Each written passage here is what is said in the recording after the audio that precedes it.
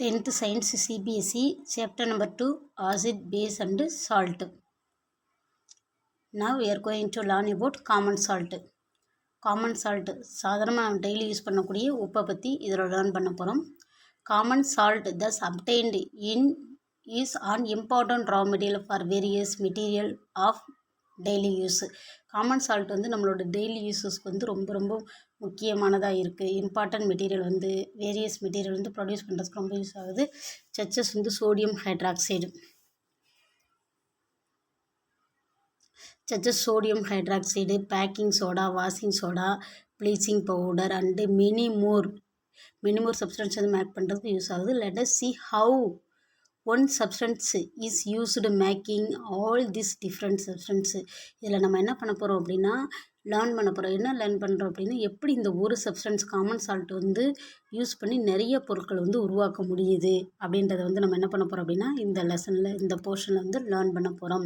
Common salt a raw material for chemicals. In the common salt thus obtained is an important raw material for various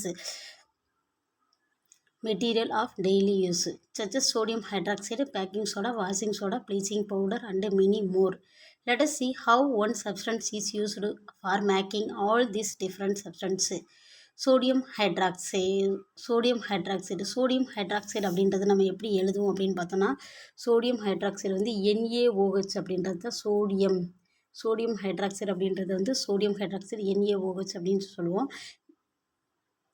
sodium hydroxide. When electricity is passed through a aqueous solution of sodium chloride அப்படின்றது வந்து எப்படி சொல்லுவோம் அப்படின்னா NaCl sodium chloride.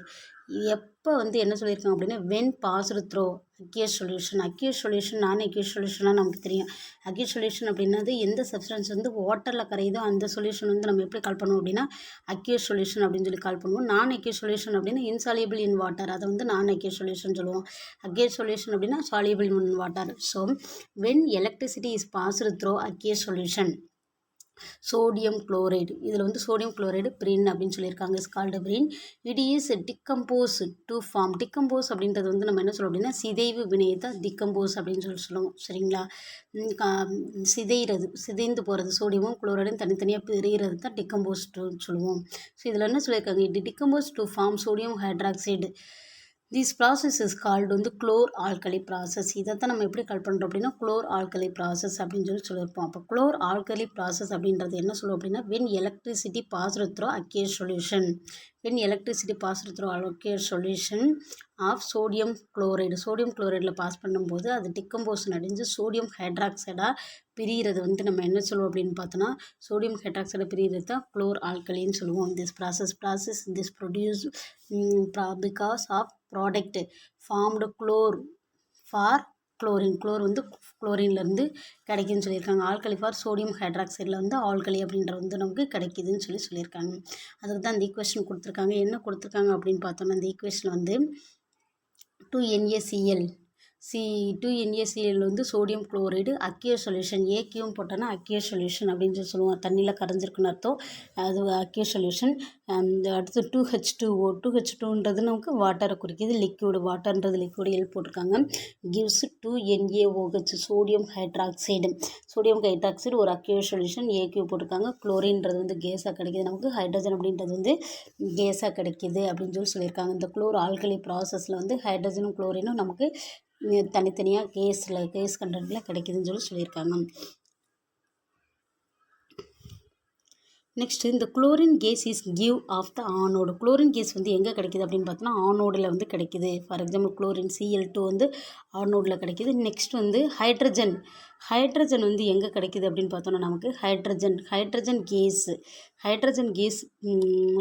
Case தட்டு cathode. Hydrogen வந்து நமக்கு என்ன கிடைக்கிது அப்படின்னா ஹைட்ரஜன் வந்து கேத்தோட்டில் வந்து கிடைக்கிது. குளோரின் வந்து நமக்கு எங்கே கிடைக்கிது அப்படின்னா ஆனோட்லேயும், ஹைட்ரஜன் வந்து கேத்தோட்லேயும் கிடைக்குதுன்னு சொல்லியிருக்காங்க. இந்த சோடியம் ஹைட்ராக்சைடு. அடுத்து வந்து என்னது அப்படின்னா sodium hydroxide solution is formed near the cathode. Sodium hydroxide எங்கே இருக்குது? இது வந்து கேத்தோடுக்கு நியரில் தான் இருக்குதுன்னு சொல்லியிருக்காங்க. Formed near the cathode. Next near the cathode. The 3 product produced in this process are all useful. இந்த 3 ப்ராடக்ட் நமக்கு எப்படி இருக்குது அப்படின்னா ரொம்ப யூஸ்ஃபுல்லான ஒரு ப்ராடக்டாக இருக்குன்னு சொல்லியிருக்காங்க. அதை இங்கே கொடுத்துருக்காங்க. பிக்சர் எடிக்கில் நமக்கு என்ன கொடுத்துருக்காங்க அப்படின்னு பார்த்தோன்னா என்னென்ன எங்கே யூஸ் பண்ணுறோம் அப்படின்றத வந்து கொடுத்துருக்காங்க. இதில் ஹைட்ரஜன் எங்கே யூஸ் பண்ணுறாங்க அப்படின்னு பார்த்தோன்னா ஹைட்ரஜன் யூஸ் பண்ணக்கூடிய ஒரு மெத்தட் வந்து பார்த்தோன்னா குளோரின் ஃபியூலாக யூஸ் பண்ணாங்க. மார்கரின், அடுத்து அம்மோனியம் ஃபார் ஃபெர்டிலைசர். ஹைட்ரஜனோட யூசஸ் என்னன்னு கேட்பாங்க. ஹைட்ரஜனோட யூசஸ் வந்து என்னன்னு கேட்டாங்க அப்படின்னா யூஸ் வந்து என்ன அப்படின்னு சொல்லி கேட்டாங்கன்னா இது எழுதணும். ஃபியூலாக யூஸ் ஆகுது, அடுத்து வந்து மார்கரினாக யூஸ் ஆகுது, அம்மோனியம் ஃபார் ஃபெர்டிலைசராக யூஸ் ஆகுதுன்னு சொல்லி எழுதணும். அடுத்து பிரெயின் கண்டெயின் வந்து சோடியம் ஹைட்ராக்சைடு, சோடியம் NaOHன்றது சோடியம் ஹைட்ராக்சைடு. இது வந்து ஓகேவா. Greasing metal. இது வந்து மெட்டலில் வந்து கிரீஸ் இருந்துச்சு அப்படின்னா அது வந்து பிரித்து எடுக்கிறதுக்கும். நெக்ஸ்ட் வந்து soap and detergent, paper making, இந்த மெத்தடுக்குலாம் எது யூஸ் ஆகுது அப்படின்னா நெக்ஸ்ட் வந்து ஆர்டிஃபிஷியல் ஃபைபர்ஸ் வந்து மேக் பண்ணுறதுக்கு இந்த சோடியம் ஹைட்ராக்சைடு அப்படின்ற ஒன்று வந்து யூஸ் ஆகுதுன்னு சொல்லியிருக்காங்க.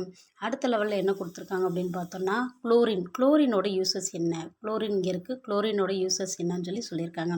குளோரின் வந்து வாட்டர் ட்ரீட்மெண்ட், நீர் சுத்திகரிப்புக்கு வந்து எது யூஸ் ஆகுது அப்படின்னு பார்த்தோன்னா இந்த குளோரின் வந்து யூஸ் ஆகுதுன்னு சொல்லியிருக்காங்க. அடுத்து வந்து ஸ்விம்மிங் பூல் க்ளீன் பண்ணுறது PVC.